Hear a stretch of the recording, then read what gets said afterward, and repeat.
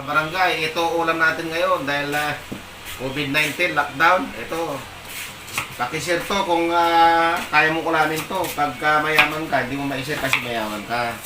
Ay, ba yun? Ayan, mga kabarangay, ganyan. Gagawin natin dyan, ha. Ayan. Halo natin yan sa... Dahil sa naka-lockdown tayo, wala nang makain. Ganito na lang gagawin natin para makatipid tayo. Mga kabarangay. So, share nyo na lang to kung kumakain kayo ng ganito. Yan. Yan. Tapos bubuksan natin tong karninas. Yan, may karninas tayo. Yan, huwag natin magpakita yung pangalan niya. Yan, karninas. Mas ka dyan, Bambi. Hindi ka kasali dyan, Bambi. Ito, bigyan mo nga si Bambi niya, no? Lagyan mo ng karninas. Tapos lagyan natin to. Yan. Yan. Ito, kaya nyo bang kainin to, mga kabarangay? Dahil sa hirap ng buhay ngayon. Lagyan natin yan ng kalamansi. Kalamansi. Ito, lagyan natin ng kalamansi. Ayan. Ayan.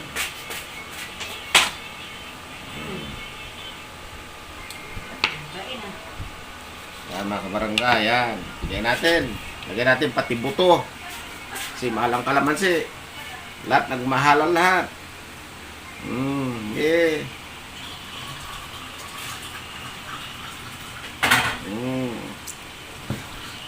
Lagyan natin ng asin. Asin lang lagyan natin dito, mga kabarangay. Pwede na to, katalo na to. Yan. Kunting asin lang, yan. Pwede na yan, mga kabarangay. Yan. Iyon, no? Pwede na yan, no? Kala mo, nasa restaurant ka. Tapos, kuha ko ng kanin. Kakain na ako. Barangay, yan. O, kain na tayo. Yan ang ulam natin, hapunan natin ngayon. Yan. Ha? Taghirap, mga kabarangay. Yan, no? Tikman natin. Kung masarap yung luto ni tatay. Sarap.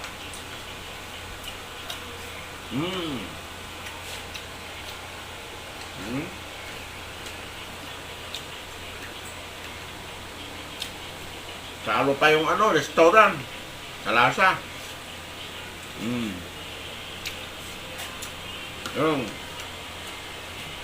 Yung sibuyas, yung sardinas, 4 na kalamansi.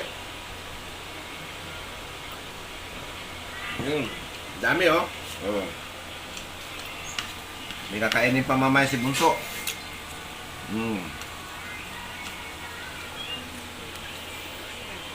Ganyan lang, mga kabarangay. Sa hirap ng buhay ngayon. Ayan.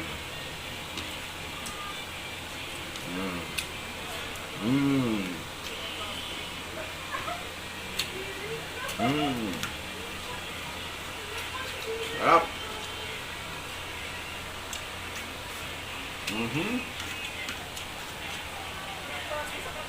Ito yung pangmarihirap na pagkain.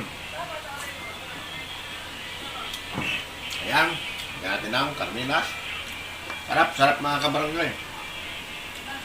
Hapunan ni Tatay Mindo.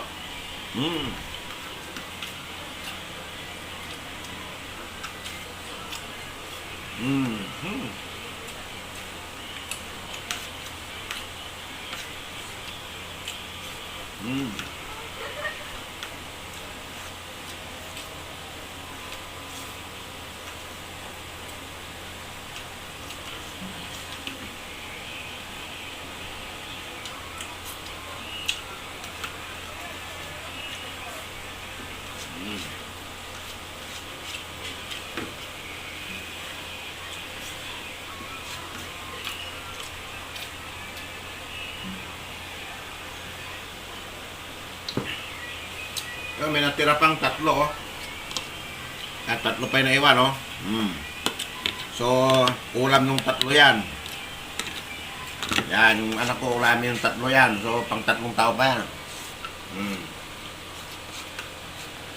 Isang sardinas, tatlong tao. Yan, ganyan. Para makatipid tayo mga kabarangay.